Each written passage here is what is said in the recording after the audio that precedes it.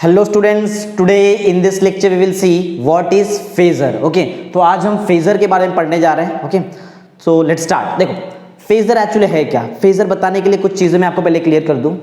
जो alternating current होता है और जो ऑल्टरनेटिंग ईएमएफ होता है, मीन्स आप पकड़ लो direct alternating means alternating phenomenon, जिसमें ऑल्टरनेटिंग करंट और ऑल्टरनेटिंग ईएमएफ आता है, आप या फिर ऑल्टरनेटिंग वोल्टेज भी बोल सकते हो। ये चीज़ का स्टडी बहुत ज़्यादा ईजी हो जाता है अगर मैं ऑल्टरनेटिंग करंट और ऑल्टरनेटिंग ईएमएफ को as a rotating vector assume करूं। क्या एज्यूम करूं? As a rotating vector. अगर मैंने ऑल्टरनेटिंग करंट या फिर ऑल्टरनेटिंग वोल्टेज या फिर आप ईएमएफ बोल सकते हो, इसको मैंने रिप्रेजेंट कर दिया as a rotating vector, right. और इनके बीच में एंगल जो होगा वो होगा फेज डिफरेंस का एंगल। तो जो एसी फिनोमिनन है इसका स्टडी बहुत ज़्यादा इजी हो जाता है। मैं क्लियर बताऊं जरा, एक बार फिर से ज़रा समझो पॉइंट को। ऑल्टरनेटिंग करंट और ऑल्टरनेटिंग ईएमएफ, जिसको आप ऑल्टरनेटिंग वोल्टेज भी बोल सकते हो, इनका स्टडी बहुत इजी हो जाता है अगर मैं इनको एज्यूम करूं एज अ रोटेटिंग वेक्टर।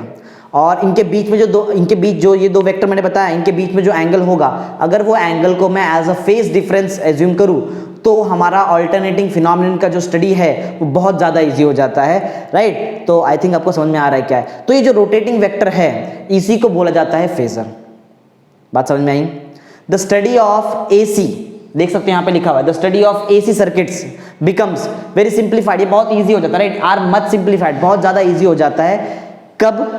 कब समझो, जब हम if we are representing alternating current and alternating EMF as a rotating vector. अगर मैं ऑल्टरनेटिंग करंट और ऑल्टरनेटिंग वोल्टेज या फिर ईएमएफ को रोटेटिंग वेक्टर एज्यूम करूं और ये रोटेटिंग वेक्टर के बीच में जो एंगल होगा उसको मैं अगर फेज डिफरेंस एज्यूम कर लूं तो हमारा एसी सर्किट का स्टडी बहुत ज्यादा इजी हो जाता है, राइट। इसी रोटेटिंग वेक्टर को हम बोलते हैं फेजर। फिर से रिपीट कर दूं, the study of AC circuits are much simplified, right. देखें यहाँ पर, देखें, are much simplified if we represents alternating current and alternating EMF as a rotating vector and the angle between them as a phase difference। अगर मैं इनके बीच का जो angle को phase difference assume कर लूं, right, तो रोटेटिंग, ये जो रोटेटिंग वेक्टर मैंने बताया ना, दिस रोटेटिंग वेक्टर को ही हम बोलते हैं phasor. This rotating vector is called as phasor. Simple. एक लास्ट टाइम रिपीट, ध्यान देना, बहुत इंपॉर्टेंट चीज सिखा रहा हूं। ऑल्टरनेटिंग करंट, ऑल्टरनेटिंग ईएमएफ, जिसको आप ऑल्टरनेटिंग वोल्टेज भी बोल सकते हो, दोनों को मिला दिया तो बनता है एसी सर्किट्स, राइट। इस एसी सर्किट का स्टडी बहुत ज्यादा इजी हो जाता है अगर मैं इन दोनों जो अल्टरनेटिंग करंट और अल्टरनेटिंग वोल्टेज को एज्यूम करूं रोटेटिंग वेक्टर, वेक्टर नहीं रोटेटिंग वेक्टर, क्लियर। और इनके अगर रोटेट हो रहे वेक्टर तो इनके बीच में कुछ तो एंगल भी आपको एज्यूम करना पड़ेगा। इनके बीच का एंगल को अगर मैंने एज्यूम कर लिया फेज डिफरेंस तो एसी सर्किट का स्टडी बहुत ज्यादा इजी हो जाता है और इसी रोटेटिंग वेक्टर को हम बोलते हैं फेजर। क्लियर? बात समझ में आई? फेजर क्या होता है? आगे बढ़ते हैं अब। तो एक काम करता हूं, एक बार आपको पॉइंट समझा दूं जरा। पॉइंट क्या है? The study of AC circuit becomes very simplified, या अपने मन से लिखो है, is become very simplified when we are representing alternating current and alternating EMF, which is also called as alternating voltage, as a rotating vector and the angle between them as phase difference, right? Then the rotating vector is called as, simple हम उसको बोलते हैं phasor. Clear? Simple सा point है। आगे बढ़ते हैं, next point. जो रोटेटिंग वेक्टर है, ये जो रोटेटिंग वेक्टर है इसका एक स्पेशलिटी देखो।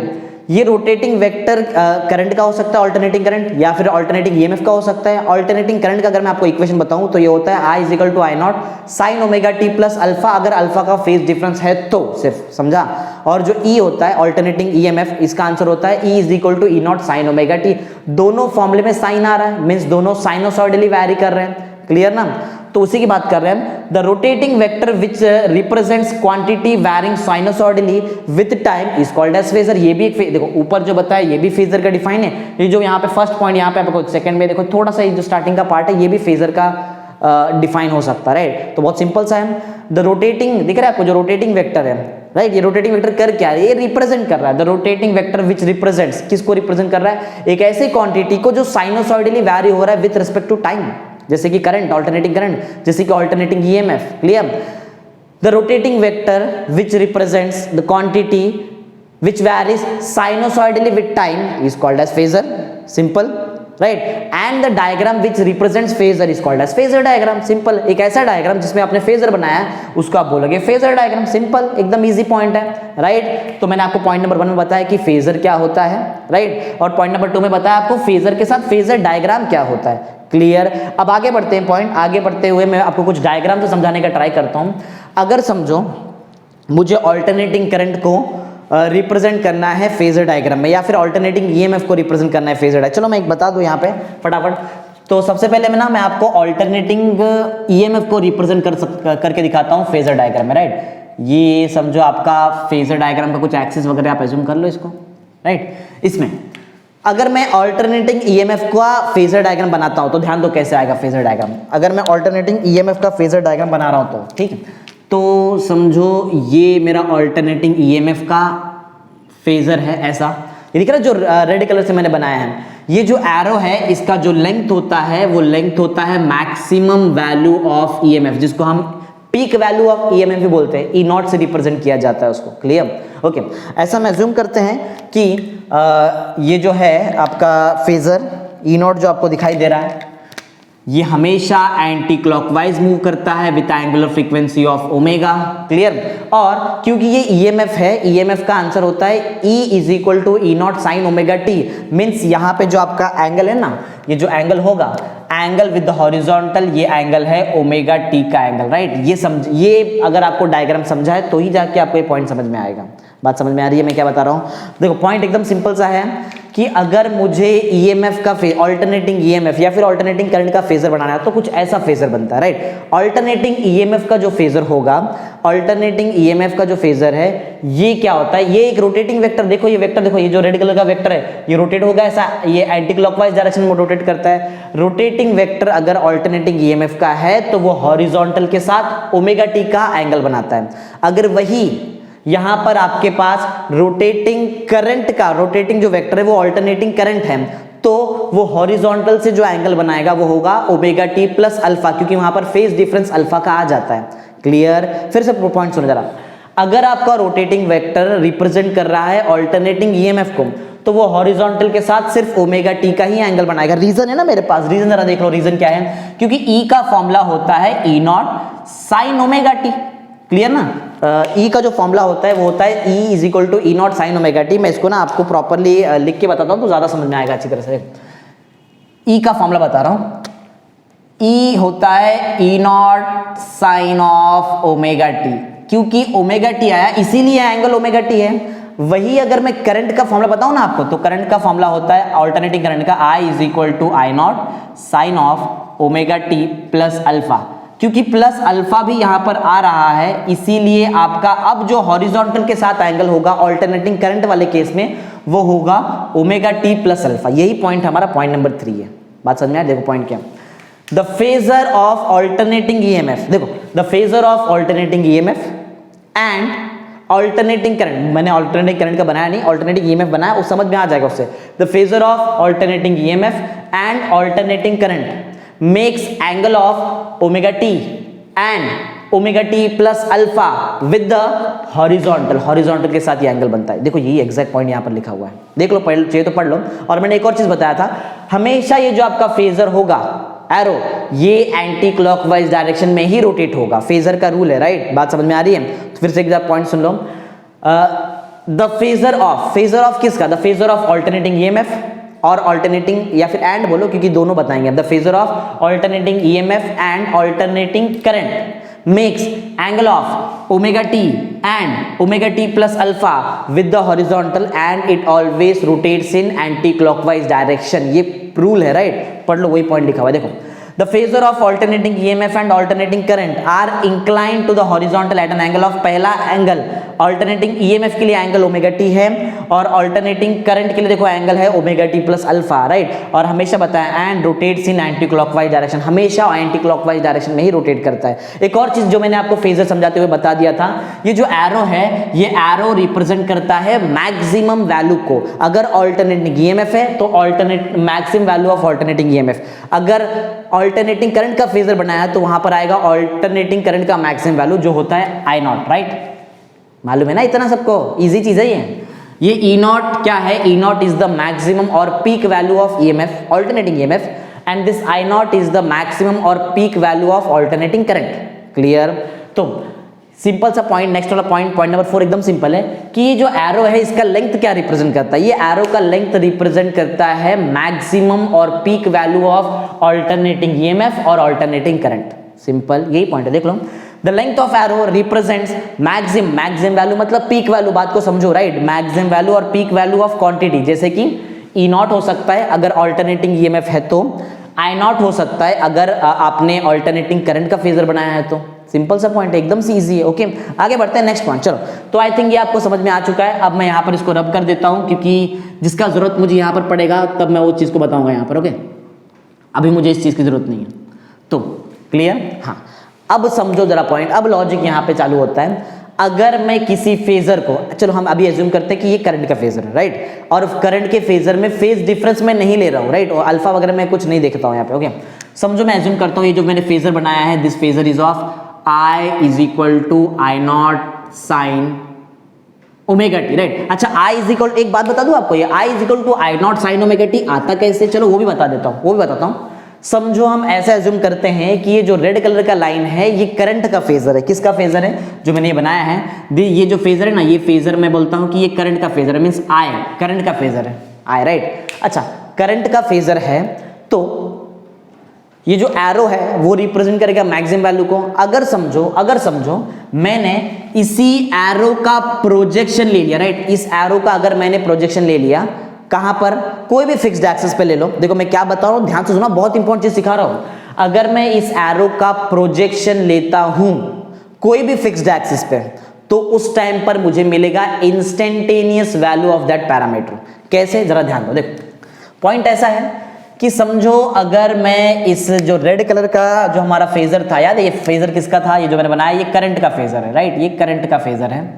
तो अगर मैं इसका प्रोजेक्शन लेता हूं ऑन फिक्स्ड एक्सिस, जैसे कि हमारा वाई एक्सिस पे अगर मैं इसका प्रोजेक्शन लेता हूं ना, तो वाई एक्सिस पे मुझे इस करंट का इंस्टेंटेनियस वैल्यू मिलेगा। क्या मिलेगा? Instantaneous value. और वो इंस्टेंटेनियस वैल्यू क्या होगा इस पॉइंट पे, वो भी देख लो। इस पॉइंट पे जो इंस्टेंटेनियस वैल्यू होने वाला है वो होगा I is equal to I naught sine omega t. Clear? बात समझ में आई? अगर समझो यही वो फेजर, अगर समझो ईएमएफ का फेजर हो जाता है, अगर ये ईएमएफ का फेजर है और इसका एरो का मैं प्रोजेक्शन वाई एक्सिस पे ले रहा हूं राइट, तो मुझे इस टाइम पे ईएमएफ का आंसर मिलेगा E is equal to E naught sine of omega t. समझ में आ रही बात मैं क्या बता रहा हूं? बहुत ईजी चीज मैंने बता दिया, बहुत ईजी तरीके से ही बता दिया। जब भी कोई फेजर का आप प्रोजेक्शन लेते हो वाई एक्सिस पे, तो आपको वहां पर यूज करना पड़ेगा sine as a trigonometry function. वही अगर मैं इस फेजर का प्रोजेक्शन लेता हूं एक्स एक्सिस, चलो अब मैं इसको रब कर देता हूं क्योंकि चलो अब मैं इसको रब कर देता हूं। ये मैंने वाई एक्सिस पे लिया था राइट, वाई एक्सिस पे अगर मैंने प्रोजेक्शन लिया तो ये जो ये क्या बताएगा हमको? बताएगा instantaneous value of alternating current and instantaneous value of alternating EMF. अगर यही मैं सेम ऐसा ही डायग्राम लेता हूं, समझो वही सेम वैसे ही, लेकिन अब जैसे पहले करंट के लिए था अभी वैसे करंट के लिए लेते हैं हम और देखते हैं अब क्या आता है आंसर राइट। देखो तो ये जो मैं फेजर बना रहा हूं ये आपका समझो एक्स एक्सिस राइट, ये वाई एक्सिस, और यहां पर जो फेजर बता रहा हूं that is of current right, एक करंट का फेजर है। तो ये करंट का समझो मैंने एरो बना दिया। ओके, तो एंटी क्लॉकवाइज हमको पहले से पता है, anti clockwise with angular frequency of omega. Angle होता है जो भी रहेगा एंगल, अगर आप ओमेगा टी जैसे भी आपने करंट लिया है उसके हिसाब से एंगल डिपेंड करता है। एंगल अभी हमको लिखने की जरूरत नहीं। हाँ, मैंने आपको प्रोजेक्शन वाई एक्सिस पे लेकर दिखाया आंसर क्या आता है, और जो भी आंसर आएगा उसको हम बोलेंगे instantaneous value of alternating current and instantaneous value of alternating EMF. अब अगर वही प्रोजेक्शन मैं एक्स एक्सिस पे ले लूं right, if I am taking the projection of the phasor on x axis, तो यहां भी आपको इंस्टेंटेनियस वैल्यू ही मिलेगा। लेकिन अब जो इंस्टेंटेनियस वैल्यू मिलेगा जरा उस पर ध्यान दो, वो इंस्टेंटेनियस वैल्यू क्या है। अगर समझो मैं करंट का, समझो ये फेजर अल्टरनेटिंग करंट का है, अगर ये फेजर अल्टरनेटिंग करंट का है और फिर भी मैं वहां पे प्रोजेक्शन ले रहा हूं, तो मुझे आंसर मिलेगा I is equal to I naught cos of omega t. बात समझ में आई? सिंपल, समझ में आ गया आपको? उधर साइन लिया, यहाँ पे कॉस लेने वाला हूं, सिंपल।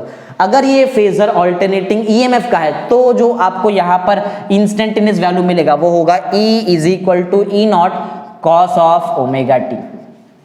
समझ में आ गई बात? मैंने आपको ये भी सिखा दिया कि वाई एक्सिस पे जब आप प्रोजेक्शन लोगे तो साइन में आंसर आता है, और जब आप प्रोजेक्शन लोगे एक्स एक्सिस पे तो कॉस में आंसर आता है, दोनों का आ सकता है, ऑल्टरनेटिंग करंट भी निकाल सकते हैं, ऑल्टरनेटिंग ईएमएफ भी निकाल सकते हैं। ये तो मैंने पॉइंट नंबर 6 और पॉइंट नंबर 7 भी सिखा दिया पॉइंट नंबर 5 के साथ। पॉइंट नंबर 5 ये था कि जब भी आप कोई भी फेजर का प्रोजेक्शन लेते हो on any of the fixed axis you will get the instantaneous value, आपको हमेशा इंस्टेंटेनियस वैल्यू मिलेगा, चाहिए तो पढ़ लो। The projection of vector on any fixed axis, fixed axis means x और y axis, right, fixed axis gives the instantaneous value of alternating current और EMF, देखो मैंने बताया instantaneous value of alternating current और EMF दोनों मैंने निकाल के दिखा दिया। एक लास्ट चीज मैं आपको ये बताता हूँ कि क्यों करते हैं हम ऐसा क्यों करते हैं, राइट, इसका रीजन ये है। चलो उससे पहले ये बता दूं, ये हम करंट का ही फेजर देख रहे हैं समझो, और EMF का आंसर करंट का फेजर देख के निकाला। ये जो एरो का लेंथ होगा वो होगा इक्वल टू आई नॉट, ये एरो का लेंथ भी इक्वल टू आई नॉट, क्योंकि दोनों करंट का फेजर है। करंट के फेजर को देख के मैंने EMF का फेजर का आंसर निकाला है, इंस्टेंटेनियस वैल्यू ऑफ EMF, ऐसा।